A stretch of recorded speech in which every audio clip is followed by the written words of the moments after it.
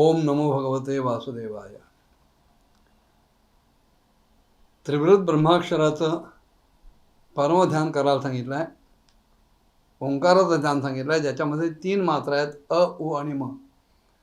पण हे ध्यान करत असताना काही मर्यादा सांगितल्या. शुकमा महामुनी म्हणाले, नियच्छेद विषयभ्यो क्षान मनसा बुद्धिसारथी मनः कर्मभिराक्षिप्तम शुभार्थे धारे धिया.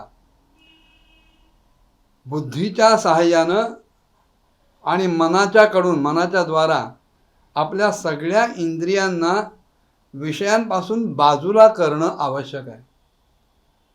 बुद्धींतु सारथिं विद्धी मनः प्रग्रहमेवच असं उपनिषदी म्हणतात. आत्मानं रथिनं विद्धी. दश इंद्रिय रूपी हे जे घोडे ह्या देहरूपी रथाला लागलेले आहेत, त्या देहांचे लगाम प्रग्रह हे मन आहे. आत्मा रथी आहे आणि बुद्धी हा सारथी आहे.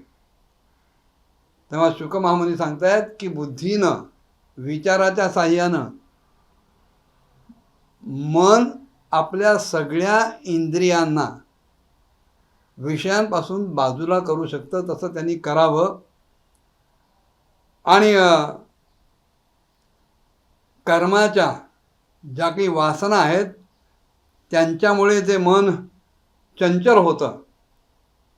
प्रत्येक क्षणी माणसाच्या मनात काही ना काही वासना निर्माण होतात. त्या वासनांच्या पूर्तीसाठी काही ना काहीतरी कर्म करण्याची प्रवृत्ती होते आणि त्याच्यामुळे मन चंचल होतं. तेव्हा अशा या चंचल मनाला विचारांच्या योगे थांबवून रोखून ते मन ते चित्त भगवंताच्या मंगलमय अशा रूपामध्ये बांधून ठेवावं. अत्यंत स्थिर अशा चित्तानं भगवंताचं कुठलंही रूप, कुठलाही श्री विग्रह, राम, कृष्ण, दत्त, हनुमान, देवी, आपलं जे उपास्य दैवत असेल, जे प्रिय रूप असेल, त्या श्री विग्रहाचा कुठल्याही एका अंगाचं ध्यान करावं. त्याच्यावर चित्त एकाग्र करावं. आणि असं एकेका अंगावर चित्त एकाग्र होत होत होत होत संपूर्ण ती मूर्ती आपल्या चित्तामध्ये उभी राहील अशा प्रकारचं ध्यान साधावं. असं जर झालं तरच मन पूर्णपणे वासनारहित होईल आणि मग पूर्णतः भगवंताशी तल्लीन होता येईल. मग अशा तल्लीन झालेल्या मनामध्ये अन्य कुठलेही विषय शिरकाव करू शकणार नाही. आणि ही जी अवस्था आहे, निर्विषय निर्विचार अवस्था जी आहे, आणि एकच विषय चित्ताला असणं, तो म्हणजे भगवंत, त्याचं ध्यान, हेच भगवान विष्णूंचं परमपद आहे की जे प्राप्त झाल्यानंतर भगवंताविषयीच्या प्रेमामुळं मन अत्यंत भरून जातं आणि आनंदानं नाचायला लागतं. पण यदा कदाचित असं जर झालं की भगवंताचं ध्यान करता करता मध्येच कुठल्या ना कुठल्या तरी विक्षेपामुळं रजोगुण शिरला, कारण रजोगुण चित्तात शिरणं याचा अर्थ मन चंचल होणं. रजोगुणाचा तो स्वभाव आहे, तो मन स्वस्थ ठेवू देत नाही. मग सतत काही ना काहीतरी करण्याकडे त्याची प्रवृत्ती घडवतो. किंवा यदा कदाचित तमोगुणाने जर ग्रासलं, अंशतः का होईना, तमोगुणाचा प्रभाव असा आहे की मनुष्य विचारशून्यच होतो, मूढ होतो. काय करावं काय करू नये हेच कळत नाही.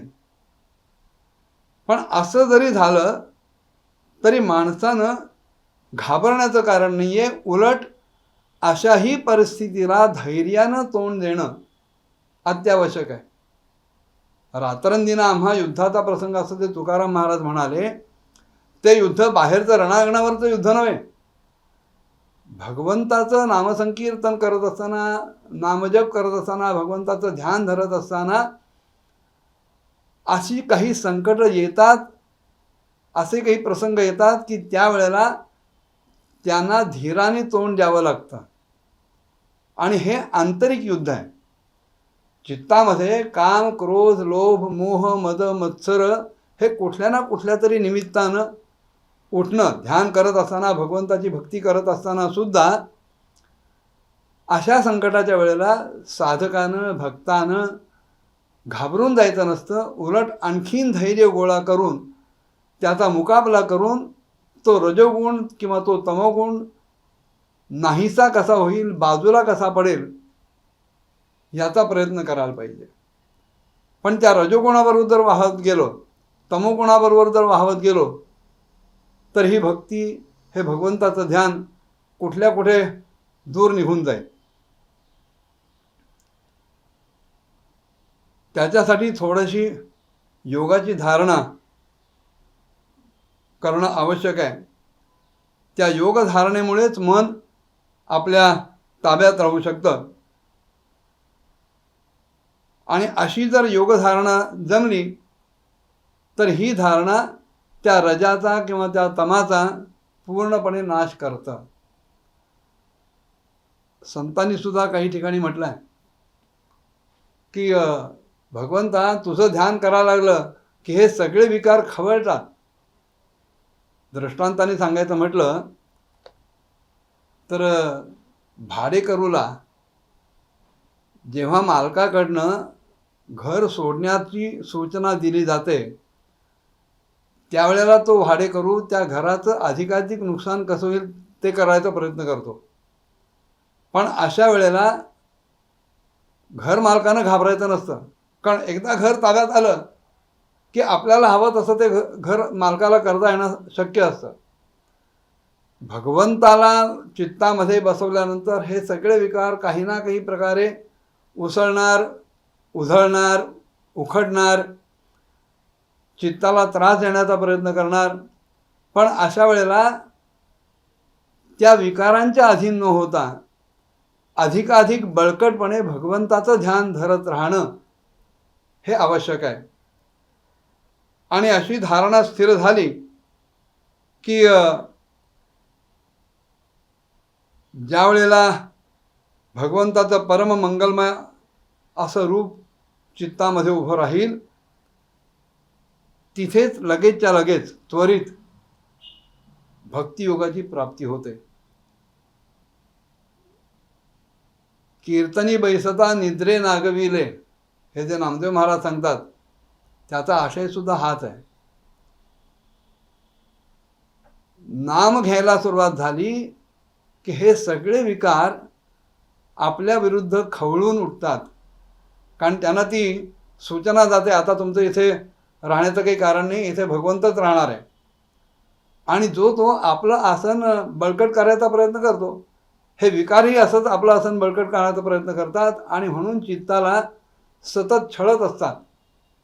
पण त्या छळाकडे दुर्लक्ष करून धीरानं, धैर्यानं आपण जर भगवंताचं ध्यान अधिक बळकट करायला लागलो, अधिक समर्थपणे करायला लागलो, तर आपोआप तो भगवंत आमच्या चित्तामध्ये उभा राहील. तो भक्तियोग आम्हाला साधेल आणि त्याच्यातून आनंद एके आनंदच साधला जाईल.